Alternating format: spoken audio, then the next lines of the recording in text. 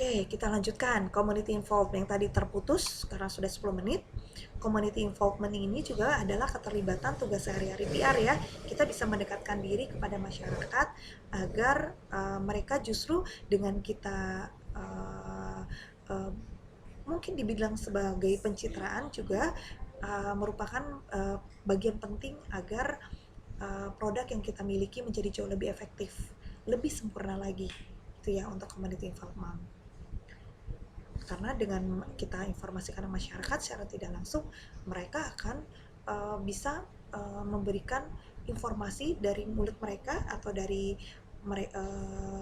organisasi mereka untuk menginformasikan kepada yang lain. Jadi dari mouth to mouth atau dari mulut ke mulut, sehingga produk yang kita miliki, program yang kita miliki itu tidak hanya butuh oleh secara media, publikasi dan event, tapi juga masyarakat di sekitar lingkungan perusahaan kita juga menjadi tahu dan mereka akan menjadi bangga ikut serta di dalam bagian dari kita. Oke, yang kelima, inform or image. Di sini fungsi PR di sini kan pertama memberikan informasi kepada publik atau menarik perhatian sehingga diharapkan dapat tercipta tanggapan citra yang positif. Dari community inform ini juga bisa menghasilkan itu tadi ya teman-teman, dengan kita bisa bakti sosial, kita donor darah, kemudian memberikan bantuan-bantuan sosial. Di sini juga merupakan bagian dan fungsi tugas kita sebagai seorang PR. Nah, di sini ada lobbying dan negosiasi. Kenapa sih kita sebagai orang PR itu harus pintar dalam lobby, bernegosiasi? Itu juga sangat penting yang diperlukan oleh seorang PR atau humas. Jadi intinya pintar dalam berbicara tidak hanya juga untuk diri sendiri, tapi bisa untuk di-share kepada orang lain. Melobi bukan secara arti dari negatif, tetapi juga bisa kita bisa bernegosiasi dengan orang lain dengan baik, apalagi bisa berkomunikasi dengan baik. Itu sangat diharapkan sebuah perusahaan yang memberikan tugas kepada kita sebagai seorang PR wajib untuk memiliki strategi lobby dan negosiasi.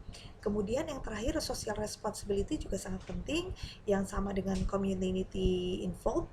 Di sini juga PR bisa mempunyai tanggung jawab secara sosial bahwa menunjukkan kepedulian kita terhadap lingkungan.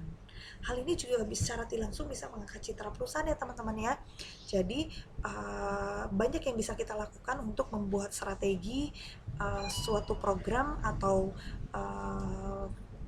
ide-ide kita tertuang dengan baik dengan kita bisa melakukan ketujuh hal-hal langkah-langkah yang bisa kita lakukan. Tadi yang pertama adalah ke publikasi, yang kedua itu event atau kita buat acara, yang ketiga melakukan hubungan baik dengan news, yang dimana media nanti yang akan menginformasikan kepada seluruh khalayak, baik itu media cetak, media elektronik, medsos, itu bagian dari pendekatan kita kepada news.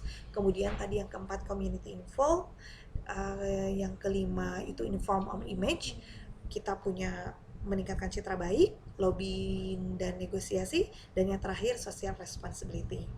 Ketujuh ini teman-teman hafalkan ya, teman-teman pahami, tidak saja dihafalkan tetapi juga dimengerti dan dipahami agar sebagai seorang PR kita tidak hanya bisa sekedar hanya bicara saja, tapi mampu untuk bisa memberikan dan menuangkan ide-ide yang bagus dan kreatif sehingga produk yang kita punya, produk atau program yang dimiliki yang dicanangkan kepada kita bisa berjalan dengan baik, efektif dan efisien.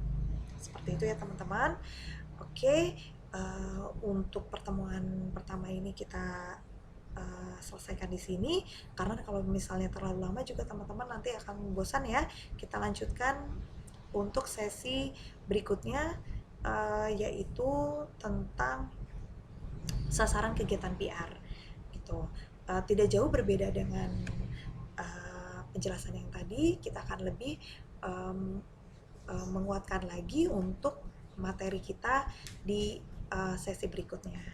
Terima kasih teman-teman untuk pertanyaan, kemudian kritik dan saran. Teman-teman kita bisa share di media WhatsApp grup kita ya. Semoga dengan kita pembelajaran online ini juga musibah, wabah, penyakit yang sedang kita hadapi saat ini segera berlalu sehingga kita bisa kembali normal untuk menjalankan kuliah kita. Oke teman-teman, terima kasih untuk atensi perhatiannya teman-teman. Semoga kita bisa ketemu secara tatap muka dengan cepat di waktu yang jauh lebih baik. Terima kasih. Wassalamualaikum warahmatullahi wabarakatuh.